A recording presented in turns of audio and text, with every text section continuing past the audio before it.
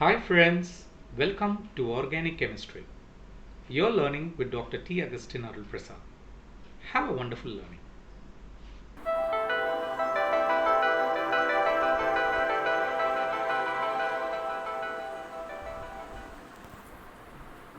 Welcome back to the NMR, an overview on basic principles. It is a very well known fact that a moving charged particle generates a magnetic field. If we imagine a proton as a moving particle, okay, so let me consider this as a proton which is moving in this direction. So this moving charged particle can create a magnetic field. Since all the atomic nuclei are charged, particles and hence spinning nuclei or spin active nuclei will generate a magnetic field along the axis of rotation. Now, if I take this as my axis of my rotation, then a magnetic field is generated something like this. Okay, so a magnetic field is generated along the axis of my rotation. Okay. Thus we can say that the spinning nuclei behaves like a tiny bar magnet with a magnetic moment, okay, with a magnetic moment mu. Okay, so with a magnetic moment mu.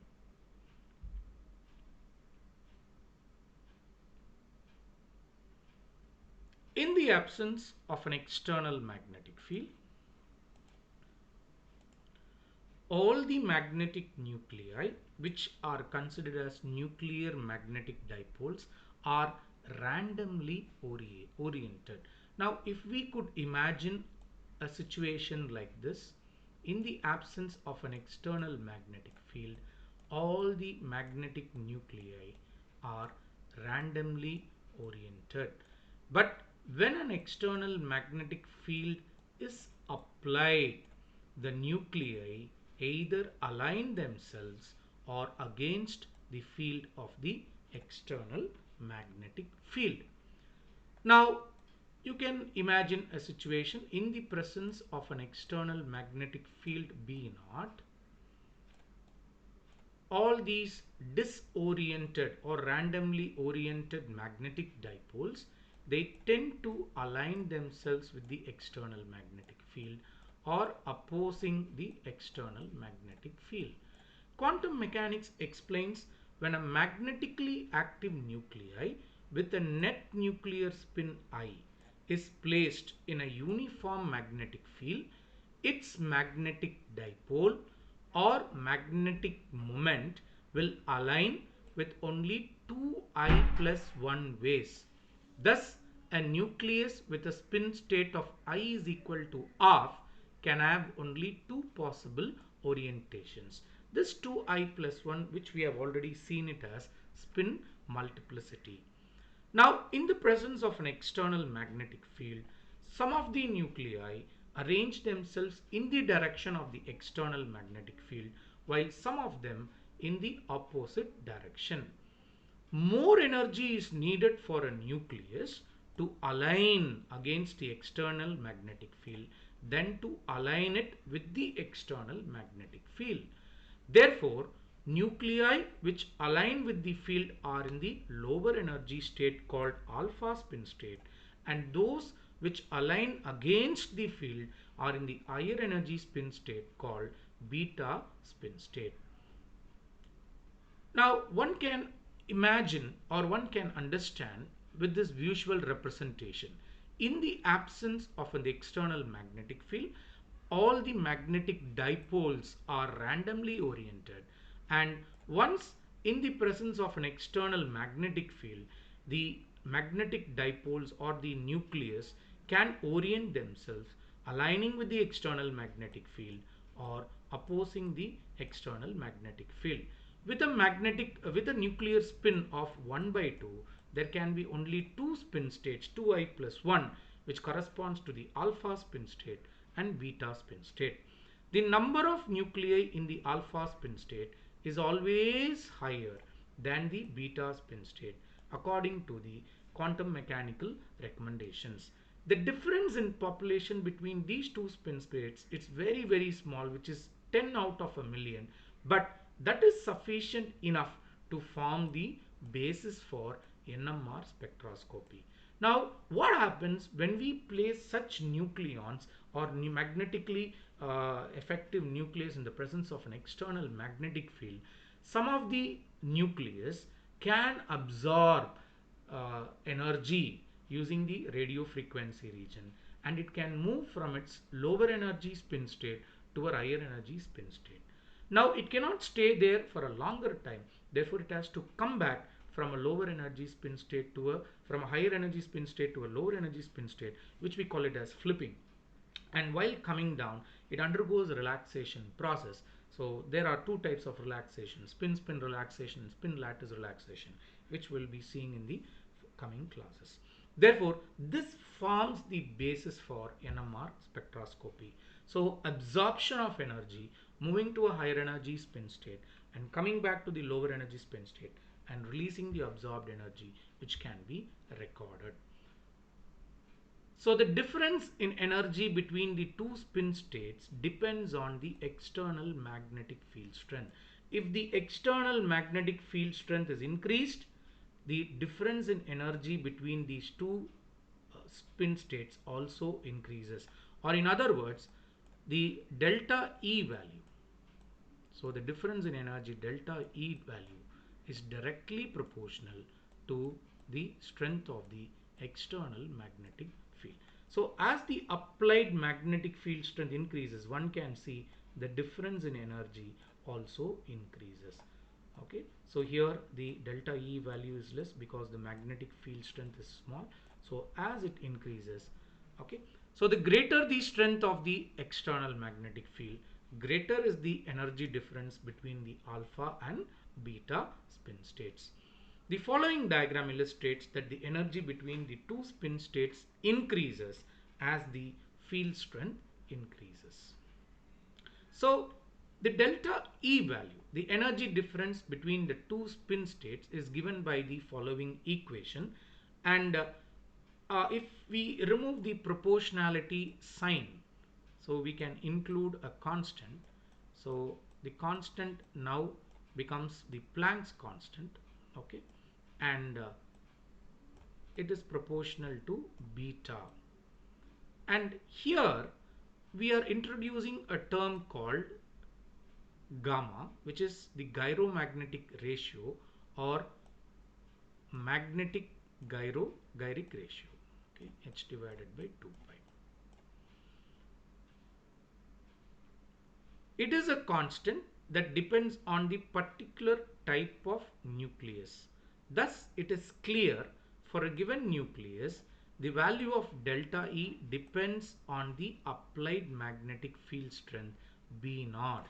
Okay, because the entire all these values being a constant, delta E is proportional to B naught. And one can understand nu, the frequency of the absorbed radiation, should be equal to gamma by 2 pi B naught. Now, when an appropriate energy in the form of radio frequency radiation is supplied to the nucleus occupying the alpha spin state, a transition takes place. So, the nucleus on absorbing, okay, so the nucleus on absorbing energy can move to the higher spin state, and this is what we call it as delta E. So the flipping happens.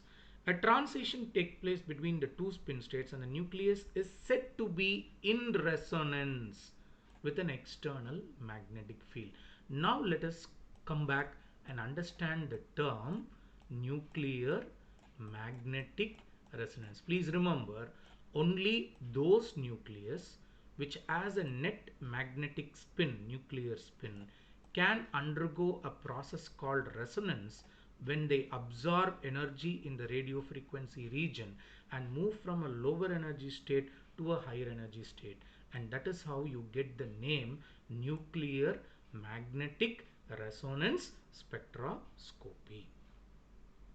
The following fundamental equation correlates the applied radio frequency nu with the magnetic field strength B naught. Okay, so only when you supply a radio frequency that is equivalent to gamma by 2 pi into B naught times, this transition can occur.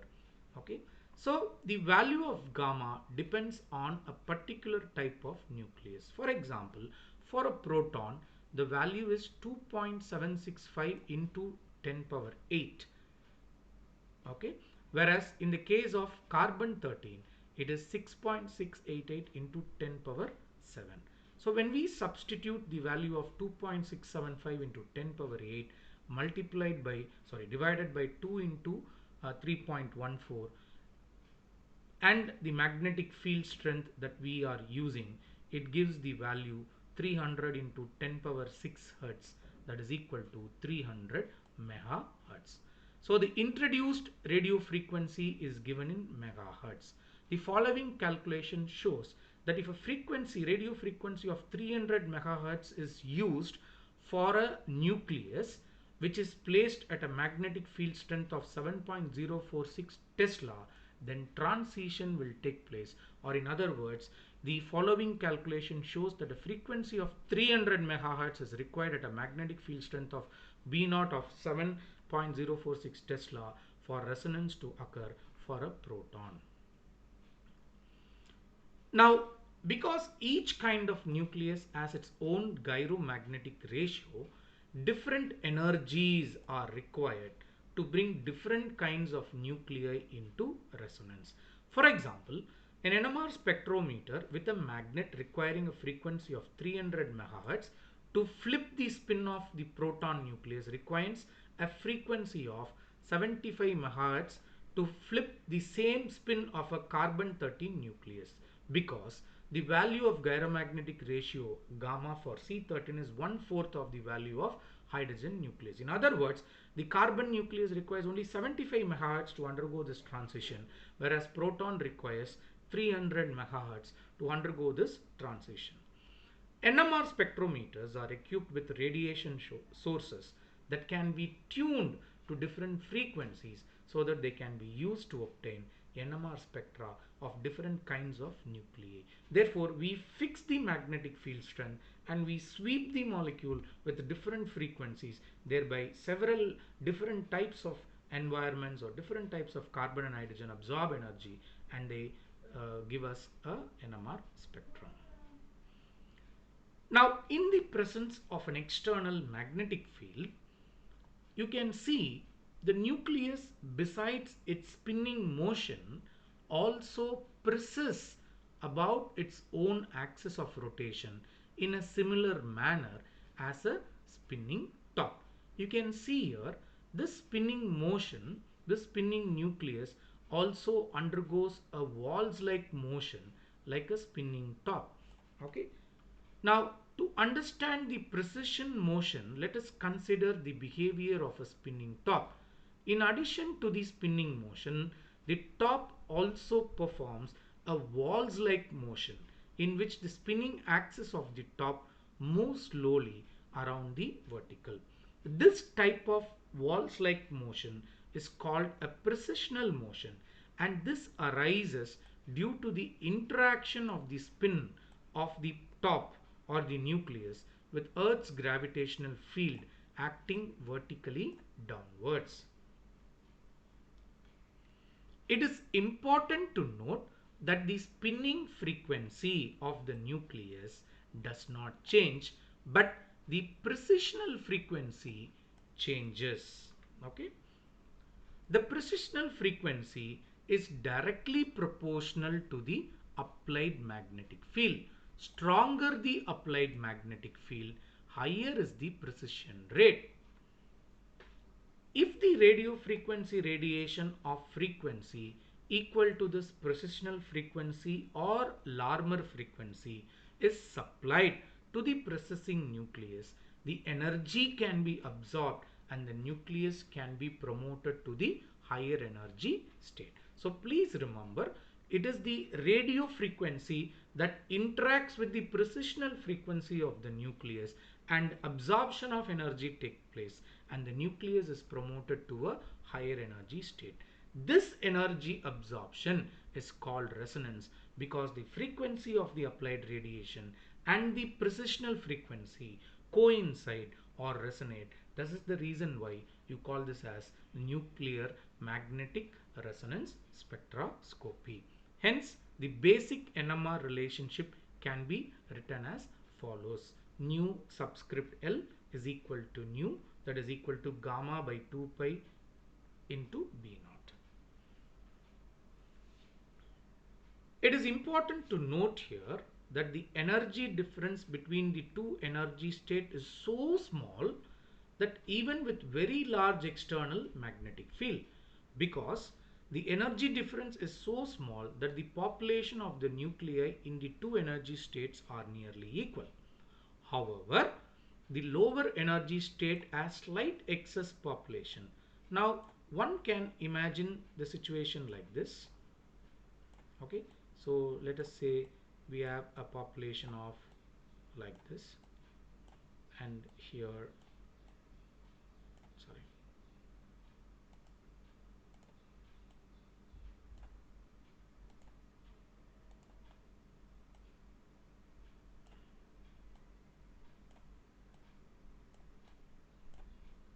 okay, so the however, the lower energy state has slight excess population than the higher energy state.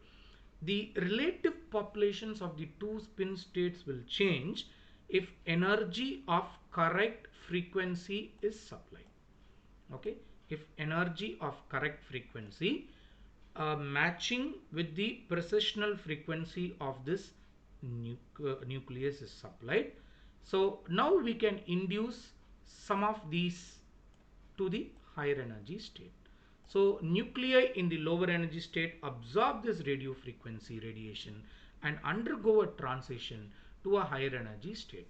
And this transition going to the higher energy state and coming back to the lower energy state, if this process keeps on going continuously, the excess nuclei in the lower energy state may diminish, and hence no further absorption of energy will occur, and so the observed signals may fade out or diminish entirely. Now, this situation, when the population of the two energy states becomes equal, is known as saturation. However, the populations of the two spin states do not become equal because the nucleus in the higher energy state are constantly returning to the lower energy state, thus causing the absorption to occur continuously.